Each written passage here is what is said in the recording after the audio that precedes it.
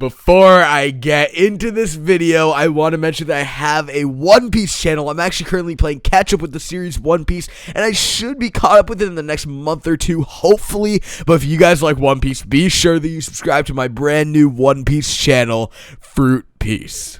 I can already tell that this video right here will most likely get a ton of hate simply because I'm discussing the whole situation that went down between Eileen and Urza within chapter 519 of Fairy Tail, a situation that lit the entire Fairy Tail community and anime community in general on flames and overall caused many people to drop Fairy Tail as a series as a whole. But nevertheless, with that aside, today I want to discuss the likelihood of Eileen actually living past the suicide that took place within chapter 519. Now, for starters, this has been a topic of discussion surrounding the Fairy Tail community ever since 519 dropped. Is Eileen truly dead? Did she seriously call it a day after committing suicide? Did one of the most powerful of the elite Spriggan 12 go out through the means of suicide? When it does come down to it, I believe that Eileen is dead. Eileen is not coming back. She is dead. I believe this for many reasons, but one of the main ones actually being that this would essentially mean that the entirety of the main cast within Fairy Tail, i.e. Natsu, Gray, Lucy, Urza, the OG team Natsu,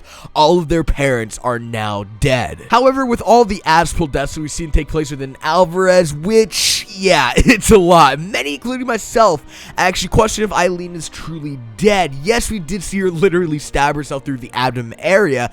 However, in no way does that mean that she is dead, and I do believe that if Hiro Mashima wanted to go down the avenue of having Eileen stay around, and if he does have the necessary means to involve her within the war past this point, then we may see Eileen survive. Something that really stood out to me in the final pages of 519 and in a way gave possible merit to this theory was, well, the panel where we saw Eileen, I guess, drive the sword through her abdomen. This panel immediately reminded me of the panel where Juvia stabbed herself during the attempted suicide of both Gray and Juvia while they were forced to fight one another to the death by Invel. This is simply because of the fact that these panels right here are literally identical side by side to one another. Now, you're probably questioning how in any way whatsoever does this support the idea of Eileen surviving past this moment. Well, Hiro Mashima is absolutely notorious for foreshadowing within the series of Fairy Tail, and if you look at Juvia's fate following this event, she was revived by Wendy. So when it does come down to it, I do believe that this could possibly be a panel that acts as foreshadowing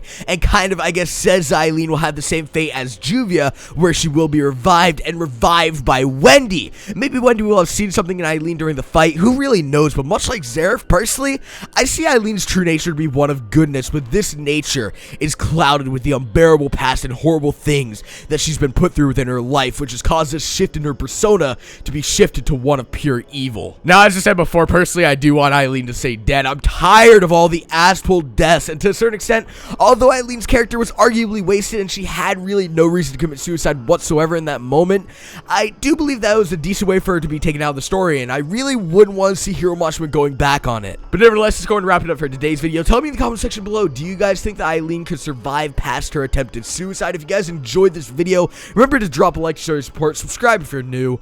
Peace.